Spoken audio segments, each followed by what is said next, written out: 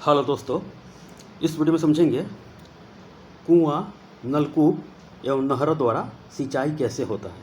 समझ गए। सिंचाई को जो योजना आयोग तय किया है, बृहद सिंचाई योजना, मध्यम सिंचाई योजना और लघु सिंचाई योजना के बारे में समझेंगे और सिंचाई के जो साधन है उसके बारे में देखेंगे। और ये क्लास नंबर 35 है और इंडियन ज्योग्राफी का यह चैप्टर चल रहा है। आइए देखते हैं, एक एक करके समझ लेते हैं।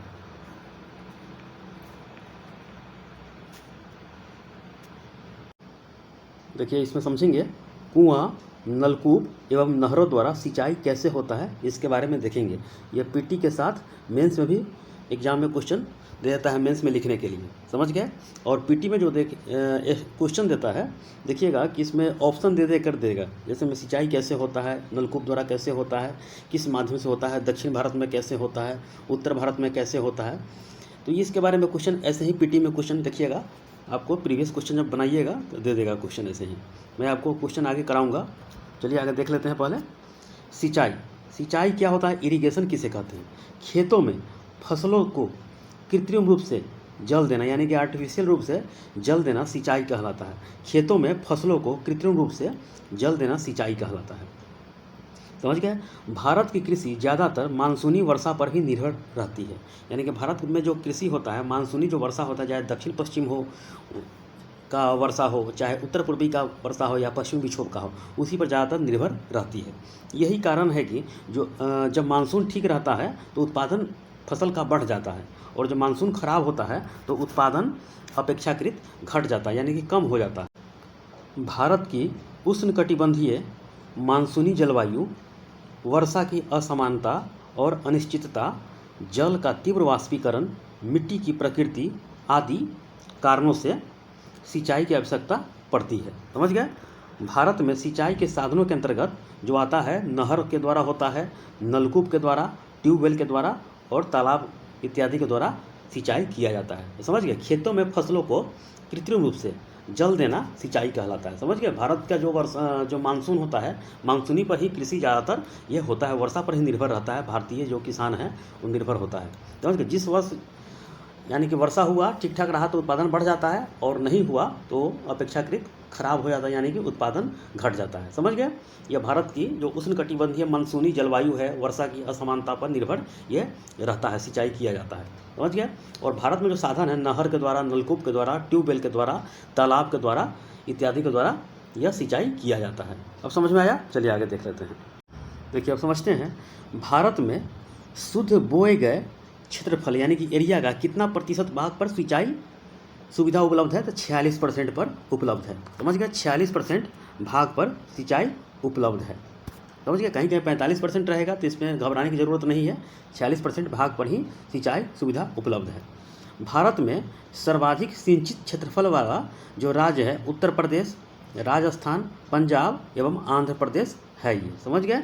भारत में सर्वाधिक सिंचित क्षेत्रफल वाला जो राज्य है, उत्तर प्रदेश पहला में हो गया, दूसरा में राजस्थान, तीसरा में पंजाब और आंध्र प्रदेश हो गया। कुल क्षेत्रफल के प्रतिशत की दृष्टि से सर्वाधिक सिंचित वाला राज्य जो है पंजाब में है। समझ गए। यहाँ पर 97% जो हिस्सा है सिंचित क्षेत्र में पंजाब का हिस्सा आता है। सर्वाधिक असिंचित क्षेत्रफल वाला जो राज्य पूछेगा क्रमशः, तो महाराष्ट्र हो गया और राजस्थान हो गया। समझ गए।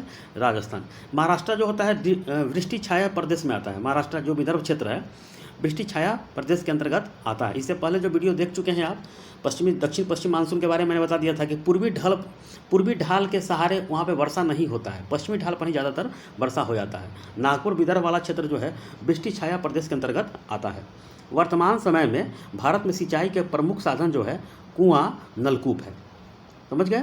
नलकूपों के सघनता वाला राज्य कौन सा है सर्वाधिक में, तो उत्तर प्रदेश है ये। देखिए, प्रायद्वीपीय भारत में सिंचाई का प्रमुख साधन क्या है, तो तालाब है। तालाब द्वारा सर्वाधिक जो सिंचाई जो होता है किस राज्य में होता है, तमिलनाडु राज्य में होता है। उसके बाद आंध्र प्रदेश में होता है। समझ गए। देश में कुल सिंचित क्षेत्रफल पर जो नहरों, कुओं, नलकूपों और तालाबों का योगदान निम्नलिखित है। समझ गए। तो देखिए, तो नलकूप और कुओं द्वारा कितना परसेंट होता है, तो 57%। समझ गए। यानी कि जो 46% मैंने बताया है उसी के अंतर्गत उसको 100% मान लीजिए।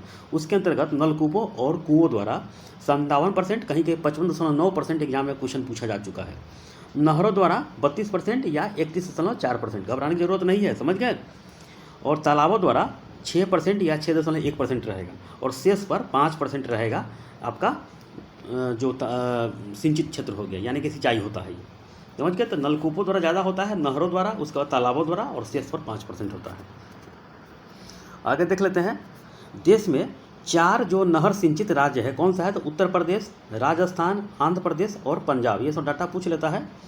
शीर्ष 3 नलकूप संचित वाला जो राज्य है, पंजाब, यानी पहला हो गया उत्तर प्रदेश, पंजाब हो गया और बिहार हो गया।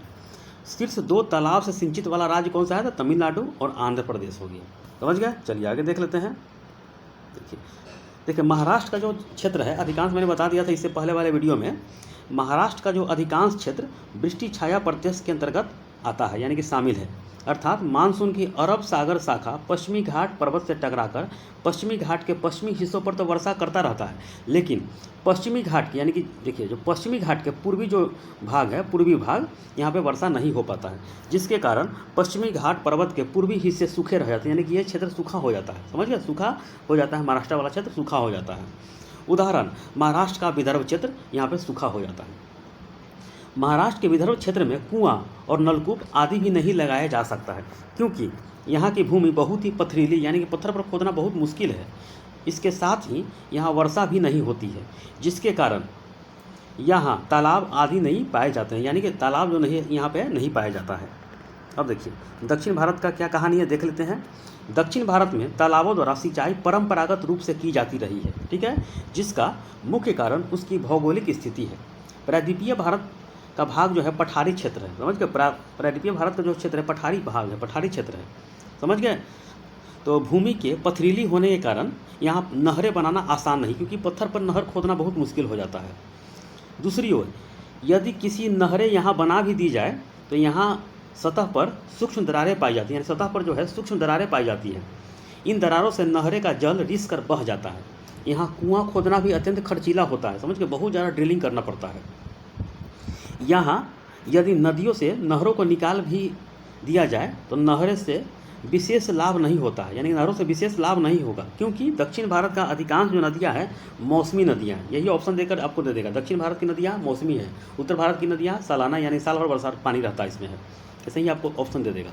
इन नदियों में मानसून के समय में तो पर्याप्त जल रहता है, किंतु मानसून समाप्त होने के बाद धीरे धीरे इन नदियों का जल कम होने लगता है।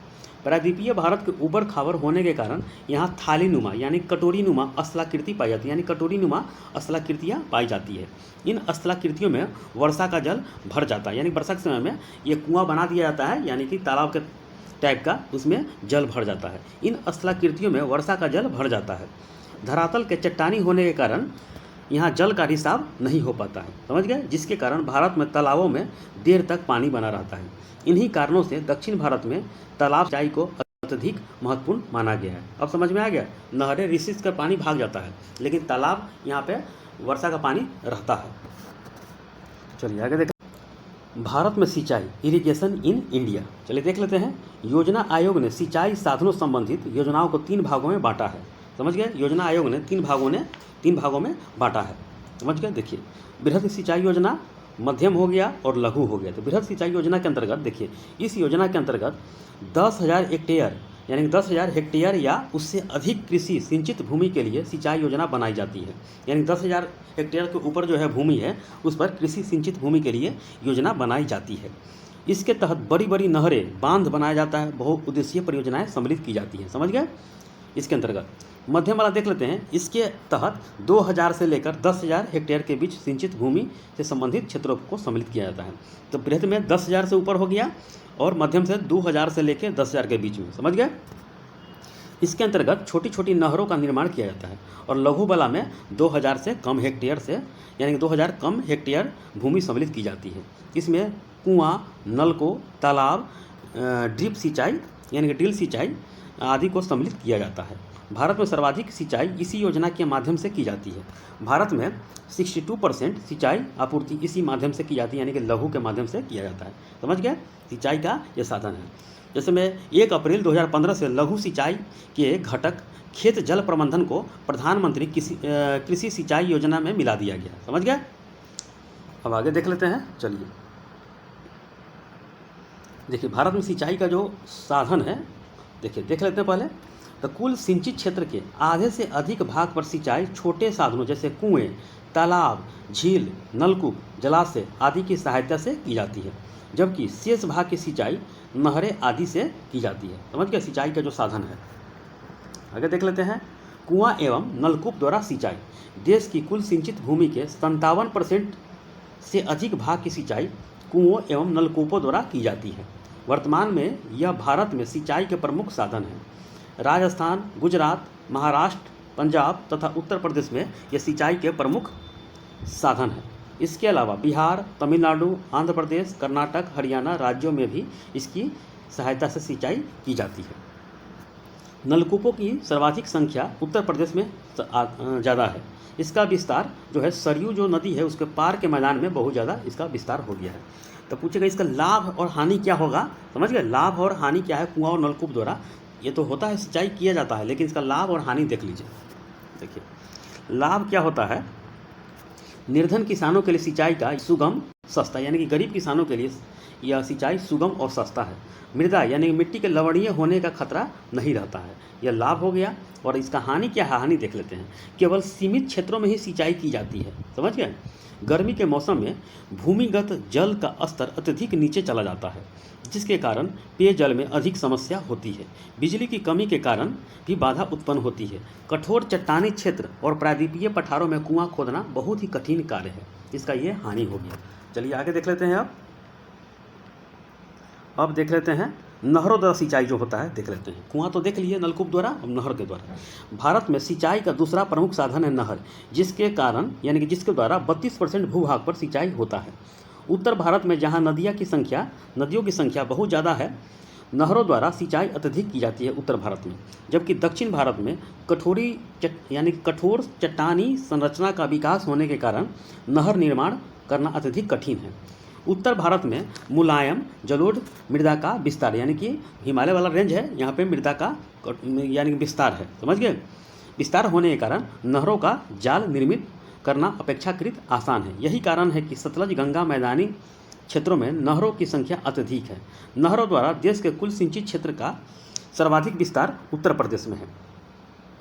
इसके अलावा मध्य प्रदेश, आंध्र प्रदेश, पंजाब, बिहार आदि राज्यों में है। इसका लाभ क्या होता है देख लेते हैं। चलिए नहरों द्वारा पूरे वर्ष भर सिंचाई हेतु जल उपलब्ध रहता है। नहरें नदियों द्वारा पर्वतों में लाई ये उपजाऊ मिट्टी और अन्य पोषक तत्वों को खेतों तक पहुंचाता है। समझ गया। जो मिट्टी आती है यानी कि बाढ़ के समय में तो खेतों तक पहुंचाती है। नहरों द्वारा दूर तक सिंचाई उपलब्ध कराया जा सकता है, यानी नहर बनाकर दूर तक सिंचाई उपलब्ध कराया जा सकता है। नहरों के निर्माण रख रखाव पर कम खर्च आता है। इसका हानि पहले देख लेते हैं। हानि चलिए देख लेते हैं। नहरों द्वारा जल रिस कर जल क्रांतता की स्थिति पैदा करता है, यानी कि जल जो रिस कर जल क्रांतता का स्थिति पैदा करता है, जिसकी वजह से आसपास के क्षेत्रों में अति है यानी कि बहुत जल भराव के कारण फसलें नष्ट हो जाती है, यानी कि पानी बहुत ज़्यादा रिस कर चला जाता है। समझ गए, बहुत ज़्यादा खेतों में चला जाता है। इससे जो रिसाव होने के कारण जो दलदली भूमि हो जाता है, समझ गए, दलदली भूमि हो जाता है, जिससे अनेक रोगों की संभावनाएं बढ़ जाती है, यानी कि जो मलेरिया रोग है ये सब बहुत ज़्यादा रोग बढ़ जाता है। नहरों द्वारा अति सिंचाई से भूमि में लवणता की मात्रा, यानी कि जो क्षारीय मिट्टी है लवणता की मात्रा बहुत वृद्धि हो जाता है, जिससे भूमि ऊसर हो जाती है। समझ गए। जैसे पश्चिमी उत्तर प्रदेश, हरियाणा, राजस्थान के कई क्षेत्रों में यह समस्या देखी जा सकती है। महाराष्ट्र का जो मीरा नदी है, नमक की सतह जम जाने के कारण यहाँ हेक्टेयर यानी यानी हजारों हेक्टेयर भूमि बेकार हो गया है यहाँ पे। आगे देख लेते हैं तालाब द्वारा सिंचाई पहले देख लेते हैं। भारत में प्राकृतिक तथा कृत्रिम दोनों प्रकार के तालाबों का उपयोग किया जाता है, यानी कि जो प्रकृति द्वारा बना हुआ है सो और कृत्रिम जो मानव द्वारा बनाया जाता है। भारत में कुल सिंचित भूमि के 6% भाग पर सिंचाई तालाबों द्वारा होता है। तालाबों द्वारा सर्वाधिक सिंचाई तमिलनाडु, तेलंगाना, आंध्र प्रदेश, कर्नाटक राज्यों में की जाती है। इसके अलावा बिहार, मध्य प्रदेश, राजस्थान में भी की जाती है। इसका लाभ देख लीजिए। तालाब द्वारा सिंचाई करना अपेक्षाकृत आसान है। भारत में अधिकांश तालाब प्राकृतिक है, किंतु कृत्रिम तालाबों के निर्माण में भी कम खर्च होता है। तालाबों का प्रयोग सिंचाई के साथ साथ मत्स्य पालन के लिए भी बनाया जाता है। इसका हानि देख लीजिए। गर्मी के समय अधिकतम तालाब सूखे रहते हैं, यानी कि सूख जाते हैं। तालाबों में प्रतिवर्ष वर्षा जल के साथ साथ अवसादों का निक्षेपण हो जाता है, यानी कि जो कचरा होता है इसमें निक्षेपण हो जाता है, जिससे तालाबों की गहराई कम हो जाती है। सिंचाई सीमित क्षेत्रों तक ही होती है, यानी कि तालाब बना दिया सीमित क्षेत्रों तक, यानी कि इसी के आसपास होगा यहाँ पे सिंचाई। तो यही हो गया, यानी कि आप देख लिए इतना सब कुछ।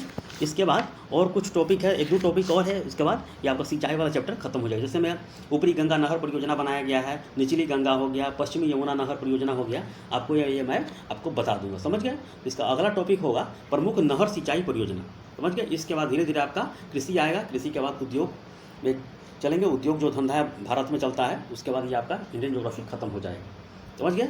ओके, इसको रिवीजन करते रहिए।